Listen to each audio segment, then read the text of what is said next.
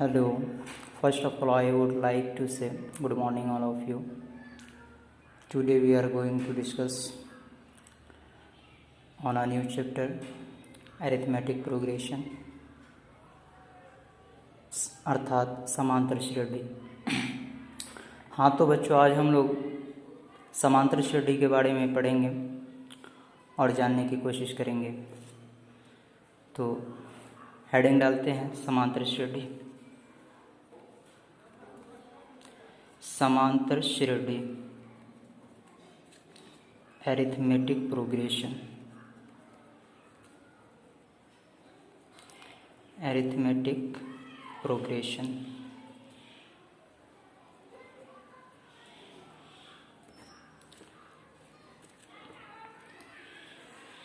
तो समांतर श्रेणी पढ़ने से पहले हमें इससे संबंधित कुछ पॉइंट्स को जानने होंगे जो मैं डिस्कस करने जा रहा हूँ। इससे पहले हम जानेंगे अनुक्रम को। ये अनुक्रम क्या होता है बच्चों?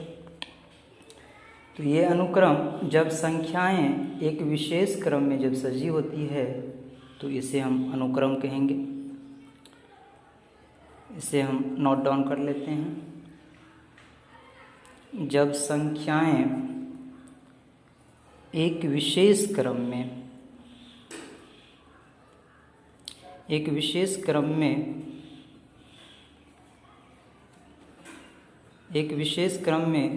सजी होती है तो उसे अनुक्रम कहते हैं। अनुक्रम से यहाँ पर तात्पर्य ये है कि संख्या किसी न किसी एक विशेष पैटर्न को या किसी न किसी एक मैथमेटिकल रूल को फॉलो कर रहा होगा। फॉर एग्ज़ाम्पल की बात करूँ, जैसे 2, 4, 6, 8। अगर मैं आपसे अगली संख्या पूछूं तो आप बता सकते हैं, क्योंकि आपने इसके पैटर्न को जान लिया है। पैटर्न यहाँ पर ये है कि यहाँ पर जैसे 2 है तो नेक्स्ट संख्या प्राप्त करने के लिए इसमें हमने 2 ऐड करा है। फिर यहाँ पे 4 में फिर 2 ऐड करेंगे 6, और 6 में फिर 2 ऐड करेंगे, कितना हो जाएगा? ये 8 हो जाएगा। इस तरह से तो अगर कोई भी संख्या जब एक विशेष क्रम को फॉलो कर रहा होगा तो उसे हम किस में जानेंगे? अनुक्रम में जानेंगे। चलो ठीक है। अनुक्रम में सजी संख्याएं एक विशेष नियम का क्या करती है? पालन करती है। इस बात का हम ध्यान रखेंगे। इसके बाद नेक्स्ट पॉइंट है मेरा श्रेणी। समांतर श्रेणी को जानने से पहले हमें श्रेणी को जानना ज़रूरी है। ये श्रेणी क्या होता है मैं बताऊं? वैसा अनुक्रम जो आगे बढ़ते हुए या घटते हुए बढ़ते जाते हैं। पहले मैं इसको नोट डाउन कर लेता हूं।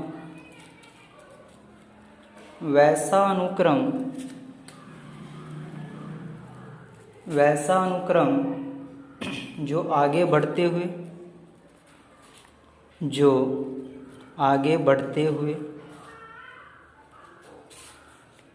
या घटते हुए। वैसा अनुक्रम जो आगे बढ़ते हुए या घटते हुए बढ़ते जाते हैं श्रेणी कहलाते हैं। फॉर एग्ज़ाम्पल की मैं बात करूं तो 2, 4, 6, 8, 10 यहाँ पर क्या हो रहा है? तो संख्या में वृद्धि हो रही है और ये क्या होते हैं? बढ़ रहे हैं। क्या हो रहे हैं? यहाँ पे बढ़ रहे हैं। फिर दूसरा एग्जांपल की मैं अगर बात करूं तो 14, 12, 10, 8 इस तरह से आगे घटते जा रहा है। कहने का मतलब कोई भी अनुक्रम हो, अनुक्रम को तो हम जान चुके हैं कि अनुक्रम क्या होता है। एक ऑर्डर में होना चाहिए, विशेष प्रकार के पैटर्न को फॉलो करना चाहिए। तो वैसा अनुक्रम जो आगे बढ़ते हुए या घटते हुए बढ़ते ही जाते हैं तो उस प्रकार के ग्रुप को क्या बोलेंगे हम? श्रेणी बोलेंगे। चलिए बच्चों, तो अब मैं डिस्कस करने जा रहा हूँ समांतर श्रेणी क्या होता है। समांतर श्रेणी, समांतर श्रेणी को अब हम जान सकेंगे आसानी से। जब संख्या बढ़ते हुए या घटते हुए एक दूसरे के बीच समान अंतर रखती है। क्या होता है बच्चों? जब संख्या बढ़ते हुए या घटते हुए, जब संख्या बढ़ते हुए या घटते हुए एक दूसरे के बीच, ध्यान देंगे यहाँ पर शब्द पर, एक दूसरे के बीच समान अंतर रखती है, अर्थात समान अंतर रखती है, अर्थात समान अंतर रखती है, उसे समांतर श्रेणी कहते हैं। एग्ज़ाम्पल की बात करूँगा मैं। जैसे एग्ज़ाम्पल हमने लिया 5, 8, 11, 14, 17, 20, आगे क्या होगा आप जान सकते हैं। अच्छा बच्चों, तो यहाँ पर बताओ, संख्या यहाँ पर बढ़ रही है। जैसे 5, 8, 5 में हमने 3 को ऐड करा, जोड़ा, 8 में अगर 3 जोड़ेंगे तो 11 मिलेगा। फिर इसी तरह से 11 में 3 जोड़ेंगे 14 मिलेगा। आप इसी तरह से अगली संख्या अगर पता करना हो तो 3 जोड़ के आप आगे इसी तरह से पता कर सकते हैं। तो यहाँ पर हमने कहा जब संख्या बढ़ते हुए हो या घटते हुए हो और उसके बीच में क्या होना चाहिए, तो समान अंतर होना चाहिए, कॉमन डिफरेंस सेम होना चाहिए। अगर मैं बात करूं कि 5 और 8 के बीच में डिफरेंस कितना है, तो आप पाएंगे कि यहाँ पर डिफरेंस 3 है। फिर इसी तरह से 8 और 11 के बीच में अंतर कितना का है, तो 3 है। अंतर कितना है, 3 है। अंतर कितना है, 3 है। कहने का मतलब हर एक क्रमागत लगातार 2 पदों के बीच का अंतर अगर हम यहाँ पर देख रहे हैं तो अंतर कितना मिल रहा है, समान मिल रहा है। अगर किसी भी श्रेणी के बीच का अंतर अगर समान हो तो उसे हम क्या बोलेंगे, ये समान अंतर वाली श्रेणी अर्थात समांतर श्रेणी है। ठीक, चलिए, तो इससे जुड़ी अब हम कुछ नेक्स्ट बातों पर चर्चा करेंगे। समांतर श्रेणी का एक हम उदाहरण लेते हैं, एग्जाम्पल लेते हैं। जैसे हमने एग्जाम्पल लिया 6, 8, 10, 12, 14 और ये 16। हमने एक समांतर श्रेणी का उदाहरण लिया। समांतर श्रेणी को शॉर्ट में हम एपी बोलेंगे, अर्थात अरिथमेटिक प्रोग्रेशन। ठीक है, तो यहाँ पर समांतर श्रेणी में पदों को अगर हम काउंट करते हैं तो कितने पद हैं इसमें टोटल, कुल पदों की संख्या कितनी है, तो हम काउंट कर सकते हैं शुरू से। जैसे यहाँ पर ये 6 पहला पद है, बोलेंगे इसको, ये दूसरा पद, ये तीसरा पद, ये चौथा पद, ये 5वां पद और ये 6ठा पद, और आगे इसी तरह से होगा तो उस पद का हम नाम देंगे। ठीक, तो एपी में अर्थात समांतर श्रेणी में पहला पद, ध्यान देंगे, पहला पद को हम किससे निरूपित करेंगे, ए से निरूपित करेंगे, स्मॉल ए से। इसे फर्स्ट टर्म बोलते हैं। और ये जो कॉमन डिफरेंस अगर समांतर श्रेणी है तो उसके बीच का लगातार 2 पदों के बीच के अंतर को अगर मैं देखूंगा तो हर एक स्थिति में समान होंगे। तो समान ये कॉमन डिफरेंस जो होगा तो उसे हम बोलते हैं सार्व अंतर। और ये सार्व अंतर को निरूपित किससे किया जाता है, तो स्मॉल डी से निरूपित करेंगे। अच्छा बच्चों, तो इसके बाद हम नेक्स्ट जानेंगे इसमें पदों की संख्या जो होता है। जैसे यहाँ पर हमने पूछा कि इस एपी में कितने पद हैं, तो यहाँ पर आपने देखा कि ये 6 पद हैं। तो पदों की संख्या कितनी है, 6 है। तो पदों की संख्या को हम किससे निरूपित करेंगे? तो स्मॉल n से निरूपित करेंगे। किससे करेंगे बाबू? स्मॉल n से। ठीक है। अच्छा, और यहाँ पर अगर मैं पूछूं कि लास्ट टर्म अर्थात अंतिम पद कौन क्या है, तो यहाँ पर अंतिम पद आप देख रहे हैं 16 अर्थात 16 है ये। तो अंतिम पद को किससे निरूपित किया जाता है? तो अंतिम पद को हम an या tn से डिनोट करते हैं, निरूपित करते हैं। तो उम्मीद करता हूँ कि इतनी बातें अभी फ़िलहाल समझ में आई होगी। अब हम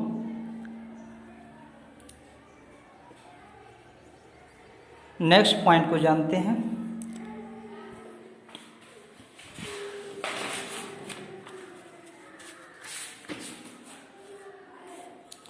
चलिए बच्चों, तो अब हम पहला पद सार्वंतर पदों की संख्या एवं अंतिम पद के बीच में संबंध को देखते हैं, ये क्या होता है। वही एग्जाम्पल फिर से मैं दोहराना चाहूँगा। यहाँ पे एक एपी एग्जाम्पल के रूप में हमने लिया, जैसे 6, 8, 10, 12, 14, 16। ठीक है, तो आप यहाँ पर बताएंगे ये क्या है मेरा पहला पद, जिसको हम A1 या A से निरूपित करते हैं। दूसरा पद A2, इसी तरह तीसरा पद A3, चौथा पद A4, पांचवा पद A5, छठा पद A6। इसी तरह से अगर 10वां पद हो तो A10, 50वां पद हो A50। अगर कहीं पर लिखा हो A20 तो समझ जाएंगे ये 20वां पद है। ठीक, इस तरह से आप जान पाएंगे। अच्छा, अगर मैं कहूँ कि यहाँ पर हमें A1 दिया हुआ है कितना 6 और A2 दिया हुआ है कितना 8। अगर इस तरह से कोई AP दिया हुआ हो तो सबसे पहले उसके बीच का अगर हम कॉमन डिफरेंस अर्थात सार्वंतर अगर पता करना चाहेंगे तो किस तरह से पता करेंगे। तो सार्वंतर के लिए आप प्रयोग करें कोई भी दो टर्म लगातार नेक्स्ट टर्म में से माइनस कर देंगे पिछला टर्म को। जैसे A2 माइनस A1 हमने कर लिया तो A2 कितना है यहाँ पर 8 है, A1 कितना है 6 है, तो सार्वंतर हमें कितना मिल गया 2। आप कहीं पर भी चेक करेंगे इस एपी में तो आपको सार्वंतर कितना मिलेगा 2 ही मिलेगा। ठीक, अच्छा, अब यहाँ पर एक चीज़ है कि यदि हमें पहला पद पता हो एवं उसका सार्वंतर पता हो तो कोई भी पद अगर पूछे तो मैं उसे आसानी से निकाल सकता हूँ। यहाँ पर मैं एक श्रेणी समांतर श्रेणी पढ़ रहा हूँ, इसमें एक विशेष पैटर्न फॉलो होते रहता है, उस पर हम ध्यान देंगे। जैसे आप यहाँ पर पाएंगे ये पहला पद अगर 6 है तो दूसरा पद पाने के लिए इसमें हम सार्वंतर को जोड़ देंगे, 6 और 2 कितना हो जाएगा 8। फिर नेक्स्ट टर्म अगर चाहिए तो उसमें हम कितना ऐड कर देंगे वही सार्वंतर, ये D, तो मिल जाएगा। इसी तरह से आपको हर एक टर्म आप पता कर सकते हैं। तो यहाँ पर कहने का मतलब समांतर श्रेणी का इससे एक व्यापक रूप हमें प्राप्त होता है। तो समांतर श्रेणी का व्यापक रूप standard form of arithmetic progression क्या होता है। पहला पद A1 जो कि आपका A होगा, इसी तरह से दूसरा पद A2 प्राप्त करने के लिए हमने क्या किया था, तो पहला पद में सार्वंतर को जोड़ दिया था। तो पहला पद रहा मेरा A और सार्वंतर जो भी हो आप उससे प्लस कर दें, नेक्स्ट टर्म मिल जाएगा। फिर A3 प्राप्त करने के लिए A प्लस, यहाँ पर D है, इसमें एक D और जोड़ेंगे तो कितने हो जाएंगे ये 2D। फिर A4 प्राप्त करने के लिए A प्लस 2D, जो भी हो इसमें हम क्या करेंगे एक D और जोड़ेंगे तो ये कितना हो जाएगा 3D। So on. इस तरह से आप बढ़ते जाएंगे तो पहला पद, दूसरा पद, तीसरा पद, चौथा पद, आप जो भी लास्ट पद जो भी हो उसे मैं फिलहाल यहाँ पर एन से डिनोट करता हूँ। तो ये एनवां पद, तो एनवां पद को आप किस तरह से लिख पाएंगे, एनवां पद को आप किस तरह से लिख पाएंगे, तो यहाँ पर आप गौर करें तो यहाँ पर 2 है तो यहाँ पर कितने डी आए हैं, 1 डी आए हैं। यहाँ पर 3 है तो यहाँ पर कितने डी आए हैं, 2 डी आए हैं। यहाँ पर 4 है तो यहाँ पर कितने डी आए हैं, 3 डी आए हैं। इसी तरह कहने का मतलब यहाँ पर जो भी डिजिट होता है या संख्याएं होती है उसमें से 1 माइनस करके उतने ही डी ए में क्या हो जाता है, प्लस हो जाता है। तो ठीक इसी तरह से अगर मैं इसको लिखना चाहूँ तो ए प्लस और यहाँ पर जो भी हो उससे 1 कम, अर्थात यहाँ पर एन है तो उससे 1 कम और इनटू में डी, इसको मैं इस तरह से लिख पाऊँगा। तो इस तरह से आप पाएंगे कि ए एन अर्थात अंतिम पद, और ये है मेरा पहला पद और ये है पदों की संख्या और ये है कॉमन डिफरेंस।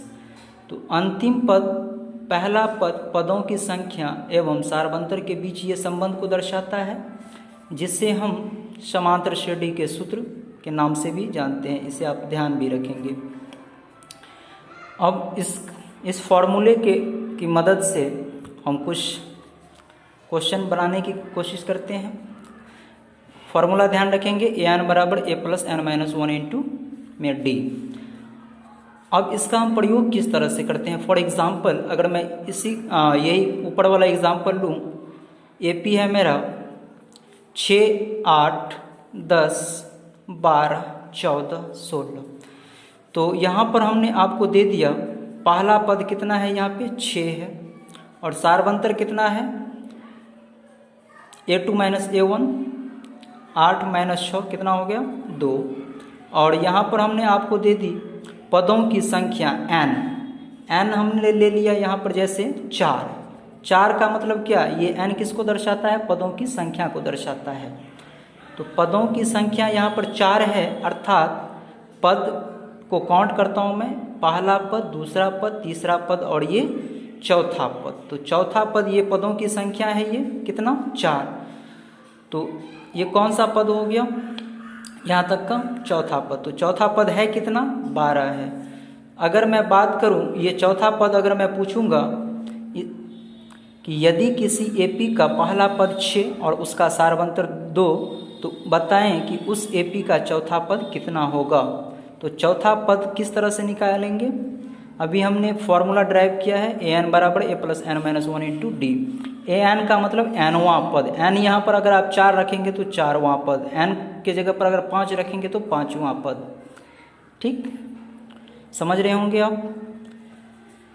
तो मैं फार्मूला का प्रयोग करता हूँ, ए एन बराबर फार्मूला होता है ए प्लस एन माइनस 1 इंटू में डी। तो ए एन के जगह पर हमने रखा कि 4, तो A4 अर्थात n के जगह पर हमने कितना रखा, 4। चौथा पद मैं निकालने जा रहा हूँ यहाँ पर। तो a की वैल्यू यहाँ पर क्या दी रखी है, 6, और n का मान यहाँ पर कितना है, 4 माइनस में 1 और इंटू में d गुणे 2। तो 6 प्लस 4 में से 1 गया कितना, 3 इंटू 2, 6 प्लस 3 2 जो 6, ये कितने हो गए, 12। आप देखेंगे कि यहाँ पर हमने चौथा पद निकाला है तो कितना मिला है हमें, 12, जो कि आप देख रहे होंगे बिल्कुल सही है। कहने का मतलब इसी तरह से अगर किसी भी एपी का अगर मुझे फर्स्ट टर्म एवं उसका कॉमन डिफरेंस पता हो तो उस एपी के कोई भी टर्म क्या कर सकते हैं, हम फाइंड कर सकते हैं। जैसे यहाँ पर छठा पद देगा तो n के जगह पर अगर मैं 6 रखूँ तो ये निश्चित रूप से छठा पद 16 प्राप्त होगा। n के जगह पर अगर 2 रखेंगे तो ये 8 प्राप्त होगा, n के जगह पर 3 रखेंगे 10 प्राप्त होगा। तो यहाँ पर तो 6 ही पद है। अगर इसी तरह से बढ़ते जाए अगर मैं पूछूंगा कि बताइए कि 50वां पद कितना होगा, तो 50वां पद पता करने के लिए आप क्या करेंगे, तो n के जगह पर 50 का ये 50 का प्रयोग करेंगे। अगर पूछेगा कि 100वां पद कितना होगा तो n के जगह पर 100 का प्रयोग करेंगे। वो आपको इस फॉर्मूले की मदद से क्या हो जाएगा, मिल जाने वाला है। ठीक, अब मैं इसी में कभी कभी जैसे यहाँ पर इस बार हमने ए छुपा लिया, ए नहीं दिया हुआ है, कोई एक चीज़ छुपा करके बाकी शेष चीज़ जो भी है वो दिए होंगे, और वो जो हिडन चीज़ है उसको आपको पूछ लिया जाएगा। जैसे ए नहीं दिया हुआ है, आपको हमने डी दिया 2 और एन दिया है यहाँ पर, एन दिया है यहाँ पर 4 और ए 4, अर्थात चौथा पद भी हमने आपको दे दिया कितना 12। तो बताएं अगर किसी समांतर श्रेणी का सारवंतर 2 एवं पदों की संख्या 4 एवं चौथा पद 12 हो तो उस एपी का पहला पद कितना होगा। तो ठीक इसी तरह से फिर से हम फॉर्मूला का प्रयोग करेंगे। फॉर्मूला जानते हैं एन बराबर A plus N minus 1 into में डी। ए 4, एन कितना दिया हुआ है 4, ए 4 बराबर ए की वैल्यू नहीं पता, एन कितना दिया हुआ है, जो भी वैल्यू आपको पता है वो आप जगह पर रख दें, पुट कर दें। तो और डी का मान कितना दिया हुआ है यहाँ पर 2, ठीक। और ए 4 कितना दिया हुआ है 12, तो ए 4 के बदले मैं यहाँ पर क्या लिख सकता हूँ 12, ए नहीं पता, 4 में से 1 गया 3 और 3 गुणे 2 कितना हो जाएगा 6। तो 12